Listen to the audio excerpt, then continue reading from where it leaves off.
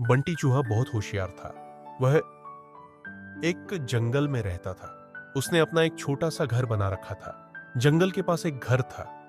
उसमें एक छोटा सा बच्चा रहता था। उस बच्चे के पास लॉग बूट थे, लेकिन वह छोटे हो गए थे। उस लड़के ने वह फेंक दिए। बंटी चूहा, अरे ये जूते तो बहुत अच्छे हैं, मैं इसमें आराम से सो सकता हूँ। बंटी चूहा एक जूते को घसीट कर अपने घर के नीचे ले आता है। दूसरा जूता लाने की उसकी हिम्मत नहीं थी, इसलिए वह उसे ही साफ करके उसमें अच्छे से सोने का बिस्तर बना लेता है। फूलों से उसे सजाता है। बंटी बहुत खुश रहता था। जंगल के और जानवर उसे देखने आते थे। जानवर जब उसको देखते तो बंटी चूहा बहुत नखरे में अपने जूते पर चढ़कर बैठ जाता था। एक दिन नटखट कबूतर बंटी से मिलने आया। नटखट कबूतर, बंटी भाई बहुत सुंदर घर सजाया है और इस जूते ने तो 4 चांद लगा रखे हैं। बंटी चूहा, सुन भाई, नजर मत लगा, मैंने बहुत मुश्किल से इसे सजाया है। तुम जैसों की नजर लगी या खराब हो जाएगा। नटखट कबूतर, भाई मैं तो तुम्हें बधाई देने आया था, लेकिन लगता है तुम्हारा घमंड तो 7वें आसमान पर है। बंटी चूहा, मुझे किसी की बधाई की जरूरत नहीं है। मैं जानता हूं तुम सब मुझसे जलते हो क्योंकि तुम बाहर सर्दी झेलते हो और मैं इस जूते में घुसकर आराम से सो जाता हूं। नटखट कबूतर बिना कुछ कहे उड़कर वापस चला जाता है। अब बंटी चूहा सारे दिन घूमकर खाना खाता और रात को अपने जूते में आकर सो जाता था।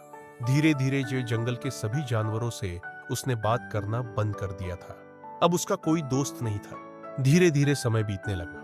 एक दिन रात के समय जंगल में तेज बारिश होने लगी। इस सबसे बेखबर बंटी चूहा अपने जूते में आराम से सो रहा था। उसे बाहर के मौसम का पता नहीं लगा। बारिश का पानी बढ़ने लगा। जूते के तले में एक सुराख था, जिससे पानी जूते में भरने लगा। कुछ ही देर में बहुत सारा पानी जूते में भर गया। तभी बंटी चूहे की नींद खुली, लेकिन तब तक बहुत देर हो चुकी थी। पानी बढ़ता ही जा रहा था। उसे लगा कि वह अब मर जाएगा। बंटी चूहा जोर जोर से चिल्लाने लगा, लेकिन बारिश की आवाज में किसी ने उसकी आवाज नहीं सुनी। बंटी चूहे को अपनी मौत साफ नजर आ रही थी। वह जोर जोर से उछलने लगा। उछलते उछलते वह जूते से बाहर निकलना चाह रहा था, लेकिन जूता इतना लंबा था कि वह बाहर निकल ही नहीं पा रहा था। इधर दूर एक घोंसले में नटखट कबूतर अपने बच्चों के साथ बैठा था। एडवर्टाइजमेंट्स।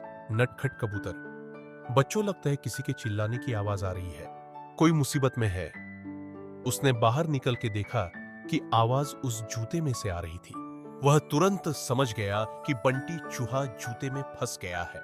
नटखट कबूतर बिना देर किए किसी तरह उड़कर वहां पहुंच गया। वह जूते के ऊपर बैठ गया। उसने देखा बंटी चूहा डूब रहा है। बंटी चूहा, कबूतर भाई मुझे बचा लो, नहीं तो मैं मर जाऊंगा। नटखट कबूतर, क्यों, तुम्हें तो इस जूते के सिवा किसी की जरूरत नहीं थी। बंटी चूहा, भैया बचा लो, मैं घमंड में आ गया था।